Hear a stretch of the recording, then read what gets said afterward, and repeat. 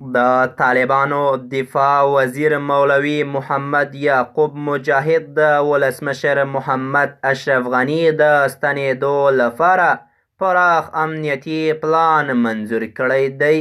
د طالبانو دفاع وزیر مولوي محمد یعقوب مجاهد غواړي چې بیرته ښاغلی ولسمشر محمد اشرف غني په پوره ضمانت سره افغانستان ته ستون شي، چې د دغه ستنېدو لپاره پراخ برګونونه ښودل شوي.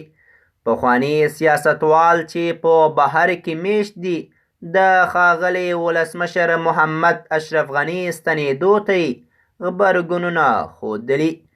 د حقیقت چینل درنو کتونکو سلام، ستړي مشئ، وخت مو په خیر.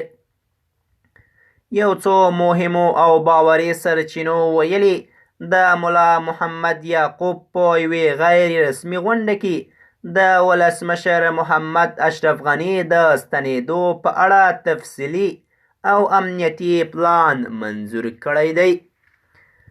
د معلوماتو له مخې په دې غونډه کې د سیمې امنیتي وضعیت، د پاکستان وروستي فشارونو او د سرحدي تګ راتګ موضوع په اړه هم بحث ترسره شو.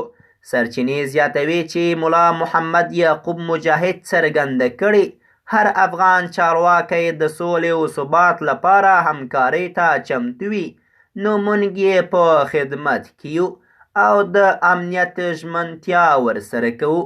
ویل کېږي دفاع وزیر ټینګار کړی چې د افغانستان له اړخه د فشارونو کمول او د کډوالو ستنول په دې پروسه کې شامل دي. سیاسي شنونکي په دې باوري دي که اشرف غني له دوی سره موافقه وکړي نو دا یوازې کور دننه نه بلکې بهر به هم د افغانستان سیاسي دښمنان یوه لویه ضربه وویني. ګرانو کتونکو، زموږ د نن ورځې چمتو شوی خبر تر همدې ځای و. تر بیا مو په الله سپارم.